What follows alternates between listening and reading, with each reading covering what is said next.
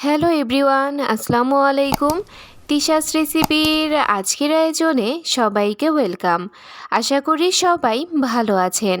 আজকে আপনাদের জন্য নিয়ে এসেছি অল্প সময়ের মধ্যে এবং খুবই সহজভাবে ছিট পিঠা বা ছিটা পিঠার রেসিপি। আশা করি ভিডিওটি সবার ভালো লাগবে। চলুন আর কথা না বাড়িয়ে শুরু করা যাক। ছিটা পিঠা তৈরির জন্য এখানে আমি 1 কাপ পরিমাণ চালের গুঁড়া নিয়েছি, দিয়ে দিয়েছি সামান্য পরিমাণ লবণ। এবার চালের গুঁড়া এবং লবণ ভালোভাবে মিশিয়ে নিচ্ছি।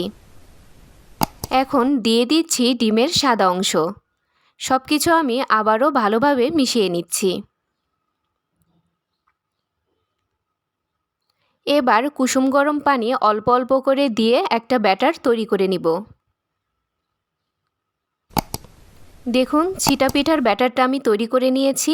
এবার এটাকে আমি 20 মিনিটের জন্য রেস্টে রেখে দিব। প্রায় 20 মিনিট পরে এটাকে আমি আবারও একটা হ্যান্ড উইক্সের সাহায্যে ভালোভাবে মিশিয়ে নিচ্ছি। চুলায় একটা প্যান বসিয়ে দিয়েছি, দিয়ে দিচ্ছি সামান্য পরিমাণ রান্নার রেগুলার তেল।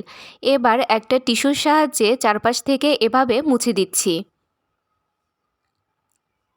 এখন হাতের সাহায্যে ব্যাটারটা এভাবে ছিটিয়ে দিচ্ছি।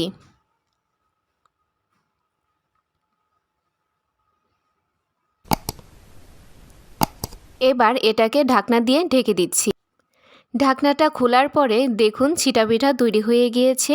এখন একটা চামচের সাহায্যে এটাকে আমি তুলে নিচ্ছি।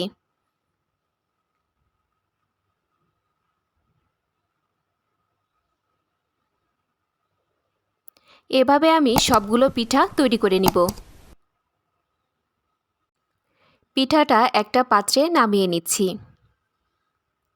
আর এরই মাঝে সবগুলো পিঠা আমি তৈরি করে নিয়েছি।